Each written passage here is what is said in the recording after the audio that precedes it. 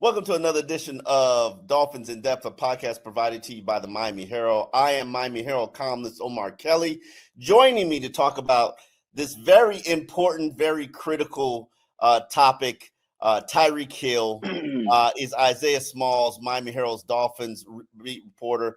Isaiah, obviously, we've got another Tyreek Hill incident. Every time we turn around, there's another Tyreek Hill situation saga. This time, it's very important that we state what happened accurately. Police were called to his Sunny Isles condo by the mother-in-law because of a dispute he and his wife were having. Tyreek apparently grabbed his child, his newborn daughter, took her to the balcony. There is video of all this on ABC, which is quite interesting. I don't know how fans. I was confused about that too. I was like, y'all just randomly shooting up there? Or we just ran. Maybe they was yelling. I don't know what the incident is. Police were called to the scene. They investigated the scene. There is an incident report. There was no arrest. There was no case of abuse. Tyreek Hill. It was a verbal dispute, so I just want to make sure that's for the record, verbal dispute. Yes. Now, here's the uncomfortable spot that as people who cover the team are in. And I am very uncomfortable when it comes to domestic situations. Now, if there is an arrest, that's a totally different subject. Even though I will tell you that a police report is not the holy gospel. It is not biblical written word of account of things that happen, even though people would say the Bible isn't a historical account of things that happen. It is a police report is an agenda of a police officer to make charges stick. And this is coming from somebody who was married to a police officer. So understand that I am quite aware of the legalities of it. It is written with a slant in order to make the state attorney file charges, which is another barometer that people have to jump over. And you throw on as many charges as you possibly can so that you can encourage or force the hand of whoever is the defendant to strike a plea. Now, let's put that aside. There was no arrest made. This is a domestic situation. His wife has filed for divorce. That is none of our business, even though from a public standpoint. Now, Tyreek is always in the news, always wants attention, always creating drama. I'm sure this is not the kind of drama that he wants. However, when you put yourself out there, you got to take everything that comes with it. And unfortunately, this is what comes with it. Now, I'm not going to talk about Tyreek as a bad guy. I'm not going to make excuses for Tyreek. What I'm going to say is that this is a domestic situation between two married people who are apparently, seemingly, for now, getting a divorce, even though a year ago they were getting a divorce and then they weren't. That is their personal business. From a Dolphin standpoint, however, the issue is Tyreek is constantly, consistently drama. Constantly, consistently a distraction. How can and should the organization address that is what we will discuss on this podcast. Now, I don't know where you sat, Isaiah, before yesterday when this incident happened and the divorce papers were filed and served, but we've talked on this podcast about it doesn't benefit the Miami Dolphins, these Dolphins, this regime, this year, these people in charge, Mike McDaniel. It does not benefit them to get rid of Tyreek. For one, you're not necessarily going to get adequate trade value for him. Number two, if you do this and trade him before the draft, you're going to lose cap space and still have to account for what you're paying him, not gain cap space, because people don't realize they already paid the bill for Tyreek Hill. That is paid in the signing bonus he received last year. So you'll be dumping a player, losing the money, and also losing the player. For what? Second, third round? Maybe a third round pick? Yeah. No. To your point, I don't necessarily think it's worth it, right? Like as it stands right now, obviously it's what April 10th. We're a few weeks out from the draft. As it stands right now, this team, just objectively speaking, with the holes that they have, doesn't look like it's going to be that good, right? So I'd rather keep the talent that is Tyreek Hill because objectively you are a better team with him on the roster, right? Assuming nothing else comes out, assuming the incident is what it is right now, and we know all the information we're going to know. Yeah, I mean, I don't necessarily think that you should trade him away for all those reasons you mentioned. You never get adequate value for trading stars. You're a better team with him. I mean, you cut him, you lose money, right? So it's not even worth it, honestly. It's on it, and like, I'm honestly, this is the boat that they have attached themselves to, right? And you can't help but think about what everything McDaniel said at the owners meeting last week, that he is expecting like the first three or four questions were strictly about Tyreek Hill, right? And what I gleaned from McDaniel's comments was very simple, right? That the organization is expecting a more mature version of Tyreek Hill, right? Yeah, I see you laughing, man, but that's basically the verbatim quote of him. They're expecting a more mature version of Tyreek Hill, and a 31-year-old to grow up. And so my question to that, though, and this is a question I think everyone's trying to figure out, is what are the consequences, right, of him not being that mature person? And we don't know that yet. We don't know yet. We don't know. Honestly, we don't know if this even fits into what is this immaturity? Is this, what I'm saying? We don't even want to know. We're not even going to talk about that. And so I think that's the question that the organization has to figure out, right? We as pundits, as writers, as reporters, as people covering the team, like we have our own spin about it, have our own feel our certain way about Tyreek Hill and the actions that he had. Is he a distraction? Yes, but at the end of the day, this is who you've attached your boat to, right? And so this team, as it stands now, is going to go as far as Tyreek Hill does, unfortunately, right? And so you've attached yourself to this boat. You kind of got to let it sail at this point, man. That's a great point. Let me just get into some of the financial ramifications. Go ahead. Let's say you do trade Tyreek Hill in the draft. Somebody offers you a second and a fourth, which is probably about the height of what you could possibly do. That's a pretty good deal. I ain't gonna lie to you. Yeah. I'm just giving you wishful thinking here. Let's just say the Kansas City Chiefs say, you know what, Tyreek, come on home. That would be a dream scenario for Tyreek. They give you a second and a fifth. I'm lowering my price right now. Do you take that deal? I'd have to see the draft board, right? I'd want to see who's available. If there is a receiver that I really like that dropped, hold on. Let's be real about this. You're going to be taking, it's a late second, so it would probably be pick number 63. Oof. And you're going to be taking maybe the fifth receiver, the fourth tight end, the eighth offensive lineman, the seventh defensive tackle. Maybe you get the third inside linebacker in the draft. Let's generously give you the sixth cornerback, third safety. Nah, I don't think I could. I think honestly, I would just hold on to him. And granted, it's crazy because this is probably the highest his trade value is going to be, unless he it continues to drop. Yeah, And so the thing is and I understand the argument for getting rid of him right now, right? Because of what I just said, the trade value is the highest it's gonna be, right? He's granted he had a down year. If he puts together a 1,700-yard season next year, but that's I'm saying barring that, but that's the only put together a 1,700-yard season, no off-field incidents, choir boy, it becomes an acolyte in church. Okay, hold on. I'm asking an honest question. Do you see that happening? No. Okay, well then, this is the highest. It could happen. Yes, it could, and I could grow wings tomorrow and start flying, right? But at the same time, hold on, wait a minute. We haven't seen anybody grow wings yet. We have seen Terrell Owens clean up his act for a season. Yeah. Look, I know I'm being a little bit facetious. Look, I don't see a 1,700-yard season. Do I see him eclipsing the 1,000-yard mark next year? Yes. I mean, but again, that's assuming Tua stays healthy.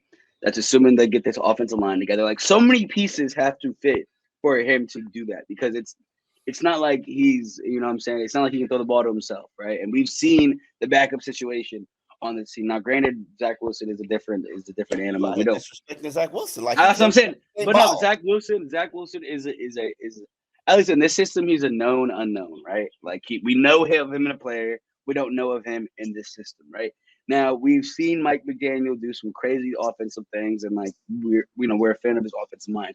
However, like the offense looked like it got figured out last year. Let's be honest, right? And so I'm interested to see how he comes back this year with new, obviously not a new scheme, but new ways to get guys open, right? Because it wasn't the best last year, right? And so I just hope that wasn't the best, poor protection, poor running game. Yeah, poor protection, poor running game, and it hurt quarterback games out of the season. And then technically it hurt Tyreek as well. So that's true. That's fair. And apparently it hurt Teron too. I just wrote something about how he needed he said like I think like maybe week 3 or something, he needed a knee replacement surgery. So look, do I want this team to be good, right? It's covering a good football team is good for business, right? But so that is the reason why I said I think this team is better with Tyreek on it. Honestly. Okay. Let me get back to the numbers. Trading Tyreek gives you a loss of $600,000, which is nothing really. But you're also not accounting for the huge, massive cap hit that you're going to take, which not that important. But here's the thing. You've already spent that money. That money has already been paid to Tyreek in a signing bonus. Now, on the flip side of that, you could trade him after the draft as a post June 1st. Let's say the draft happens, Kansas City somehow says, you know what, Tyreek is our missing ingredient. We just lost one of our star receivers. We want to trade Tyreek for a 3rd-round pick in the 2026 draft. That would create a $14.9 million in cap savings after the draft. So that's a possibility if you want to unload Tyreek. But unloading him before the draft for, let's say, a draft pick, I don't know if that's going to happen. Maybe a veteran player, but for a draft pick, veteran player after June 1st, maybe an offensive guard if you somehow don't address the guard position. But then again, everybody in the NFL knows who Tyreek is. Can Tyreek help a contending team win a Super Bowl? Hell yeah. Let's be real about it. But let me flip it to 2026. Tyreek is basically on the books for $39 million a year in salary and bonuses. Yeah, he's one of the highest paid receivers. He's always been one of the highest paid receivers. And that money got improved when he got his new deal in training camp.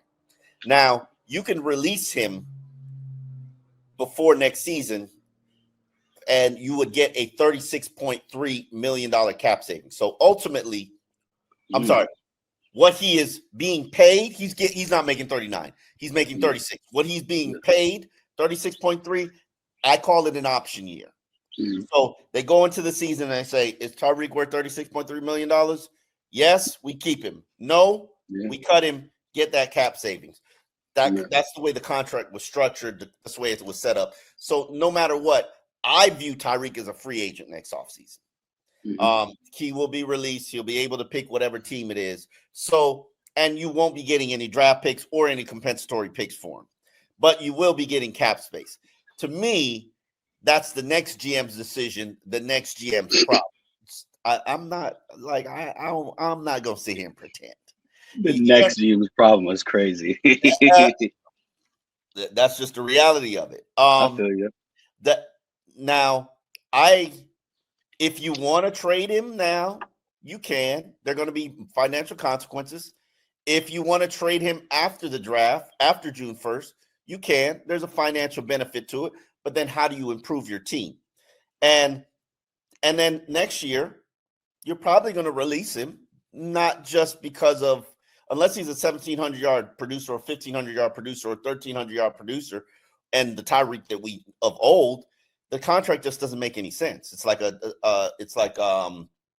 who is that former Jets, Green Bay, Raiders, Jets, now Rams receiver, Devontae Adams. It's like Devontae Adams situation.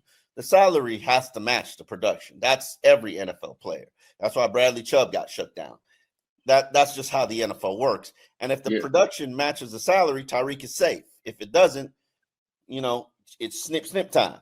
Now, here's my issue in terms of getting rid of him now. If you're Mike McDaniel and you know where you are from a team standpoint and a talent standpoint, who picks up the load for Tyreek Hill? Because no disrespect to Jalen Waddle, who has been a productive player in the NFL. I don't think there's anybody in the world who will tell you that Jalen Waddle's the number one. And when Tyreek leaves this team, I don't think Jalen Waddle wants number one pressure or number one attention or number one issues. Could he handle it? Absolutely. But then who becomes the number two? Are we talking about Malik Washington? Malik Washington or the new boy? What is his name? Mr. Three Names. Nick NIW or NWI. That's Westbrook. Nick Westbrook. I forget how to pronounce it. Ikeen. Yeah. Okay. And we got there are receivers that are here in terms of D. Eskridge and Taj Washington, which we didn't see last year. Yeah. But let's not pretend like receiver. You look at this depth chart of Waddle, Westbrook, Hill, and then Eric Uzukama, who's done nothing. D. Eskridge, a guy I like him. I think he's got some speed and some talent. Malik Washington, who showed you that he's a pretty productive slot. Taj Washington, who had a redshirt season last year as a I believe it was a 6th round draft pick, and then Tyreek Black, who was a practice squad player last year. That ain't nothing to write home about. And that's why I think they have to keep him, because there's too many holes already on this roster heading into this draft, right? You don't want to add another one at this point, right? Like if now, and plus this draft, when it comes from a receiver standpoint, isn't all that great. There's like truly like 3 names I think that come to, I mean, maybe 4 names, 4 names I think that come to mind, right? And like that's not good. Usually in the draft, like I mean, you usually got like 6, 7, 8, 9, 10. I mean, receivers are a dime a dozen. It seems like, especially in today's NFL where it's leaning more towards the pass, right? There's not really that many guys in this draft that I'm truly in love with, right? So you kind of got to wonder, like, is it worth adding another hole to fill? I don't think it is, honestly. Yeah. Now, obviously, that this is something that the team is being patient and waiting. There's no legal incident right now. Yes. There's no arrest. Not gonna be any arrests. Not gonna be any warrant. So this is Tyreek is getting a divorce.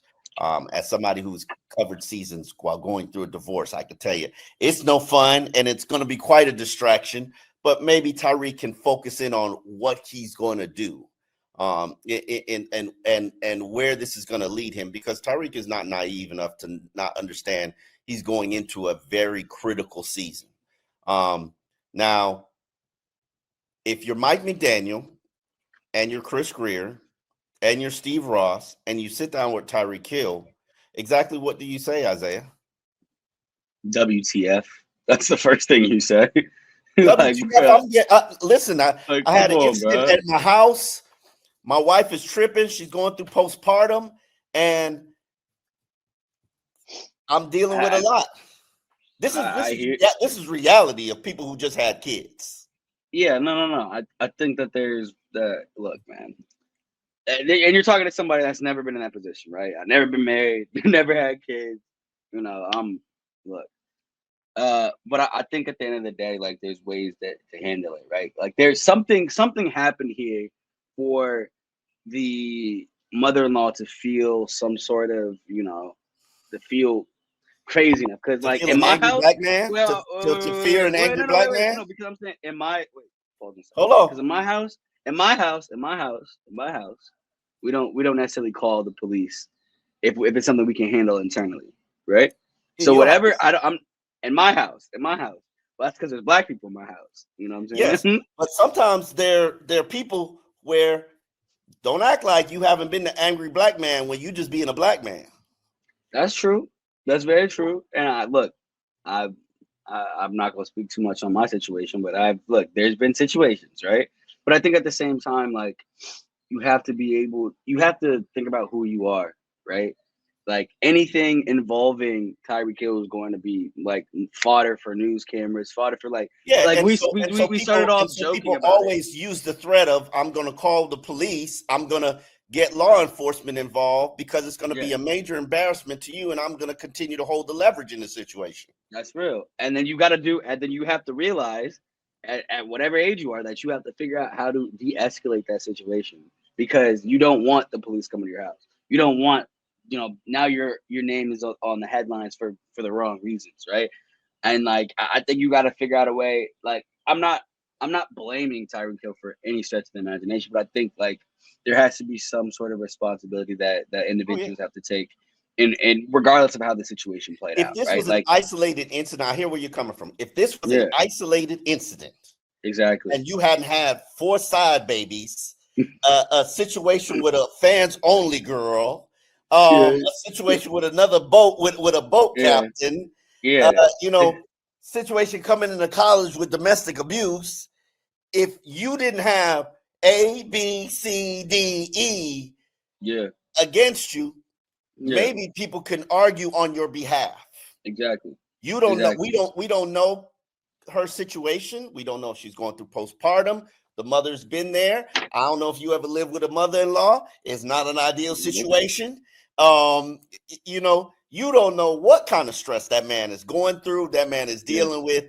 Hell, you're Tyreek Hill. Why you don't have a nanny? Because apparently this argument is about you need to help around with the kids more. Uh, that's real. a nanny is about 40 grand, legal That's or real. unlegal, illegal or illegal. Yeah, I've known guys throw 40 grand at the strip club in the night. Yeah, Like, that's real. That's real. so That's real. we don't and that's the thing. I hate that this is happening. One, I don't discuss anybody's divorce. I don't discuss anybody's marriage. That's a very dangerous territory for Yeah, anybody, not just I us agree. in this profession. Like, Yeah, your business is your business. amen to Um, that. the unfortunate part is you have a history of drama and side babies and legal disputes and sleeping with women while you're married and allegedly. I mean, Allegedly, allegedly. there is a pending lawsuit where in your testimony you have admitted to sleeping with her. So Damn. yeah. Listen, but we also don't know what kind of arrangement or agreement they've ever had. That's true. I, And they I have don't an open marriage. I don't get involved in anybody's marriage or situation. So And also just from my time watching Wags to Riches or whatever it's called. Apparently that those babies happened while they were on a break. Allegedly. they were break babies. They're break babies, allegedly. That's what Okay, see, that's why I if I knew you remember were correctly. important to this show because I was not gonna watch facts. So we have four break babies. Damn. Anyway, or at least that's the story that we're telling. That's Anyway, what was told to me via that show. So okay, take it gotcha. with a grain of salt. All right. But the, let's obviously here's the thing that Dolphin fans have to just digest. Tyreek Hill is yours. Yep. You knew who he was when you traded first round picks for him. Yep. You made excuses for him when he was putting up 1,700 yards. Mm-hmm. Now that he said that he don't want to be with you no more, even though he's recanted that and about faced it, you feel a little jilted and feel a little heartbroken, and now you don't want him no more. However, you just paid him. Kind of hard to get rid of somebody you just paid. Yep. So my point is, how do you make the best of that situation in 2025 when you know that everybody in the organization's job is on the line right now? Is that a question? Yes. Are you asking me that? Yes. Whew. Well, I'll start it off with this. I don't envy them. I'm gonna be honest with that. I mean, you just gotta look, man. We talk a lot of times about how football can be, and I think Tyreek himself has talked about how football is kind of a safe space, right? It's a space where, regardless of what's going on externally, you could be beefing with your baby moms, you could be, mad at your kids. You know, you can have your ex-wife beat you down for $40,000. But on this field, within those four lines, right? Like you can just forget all of that and just focus on just driving down the field, scoring touchdowns, right? I think that's just the mindset that everyone has to have, right? Like, and that's something that's gonna have to come from the top. That has to come from McDaniel. Like all that play stuff got to be out the window. You know, he talked a lot about trying to make the first couple of years of his tenure fun again, right? Because people had lost their joy and lost their love for the game of football under Flores, right? They had that time is out the window. Because they had fun the first 2 years, and then they didn't have fun last year. They didn't have fun last year, right? Because you know what's fun? Winning, right? Winning, like scoring touchdowns, them little touchdown dances they be doing. That's fun, right? So they gotta just look. You just gotta lock in. Like, and I know that's very, like you've heard that a million times, right? That's like, I get it, right? But I think that's what you have to do. At the end of the day, Miami is this place where if you let it, the distractions will come at you. There's like a strip club every block. You know what I'm saying? There's some of the best strip clubs. Tell the people, Isaiah. There's like, you know, you can go to a party every night. Like if you can go to a strip club at 2:00 in the afternoon, you can go to a strip club at 4:00 in the morning. It's always a strip club open. It's always gonna be a strip club open. Club space is open 24 hours, right? Like there's so many distractions here, right? But like on a Tuesday, I made this argument on the Joe Rose show. Like literally, you in Green Bay, you ain't got nothing to do on a Tuesday. You got nothing to do. But you know, you can go find some tacos. You can go over to what's that? Rum and Base on Tuesday over there. Go mess with Walshy and them. Like there's so many stuff. What's Tuesdays? Rum and Base at Koya with Walshy is. Okay. Yeah, you know about Rum and Base. Yeah. Okay, yeah. I had to give Walshy a little shout out because I just got his book. So you got a special shout out to Art of Dance on Walshy. But I'm saying I said all that to say there's so much stuff to do here. You could go to Hard Rock, spend money, gamble, party. You can do. But I think it's up to a coach. It's up to, you know, Mike McDaniel this season to block out all the distractions because there is his job's on the line, Green's job on the line, Tyreek's job's on the line, Tua's job might be on. I mean, Tua's job not really on the line, but like it is. Like Nick kind of a little bit, right? So I think you gotta just you got to tell everyone like, look, man, for these at least 18 weeks, right? I just need the focus. I don't. At the very least, I'm talking about in the regular season. Oh, okay. Yeah. Okay. We don't really count the other stuff. I just need them boys to focus. And then look, man, like if you leave it, if you can honestly say if you left it all out on the field and you still end up 6-11, it is what it is, right? But there's too much talent on this team for that to happen, right? Between that offense, I granted there's not a talent in the trenches. I'm about to say, yeah. The trenches need work. They might not be able to block or rush the passer. Those two things happen to be kind of important in the game. They are. They're very important. Yeah. Very important. Obviously, Greer doesn't feel the same way, but you know, I get it. I understand. You know, I say that to say like that's the way you got to do it. Like if they can block out the distractions, that's what McDaniel has to do. He has to get them to block out the distractions, just lock in. That's it.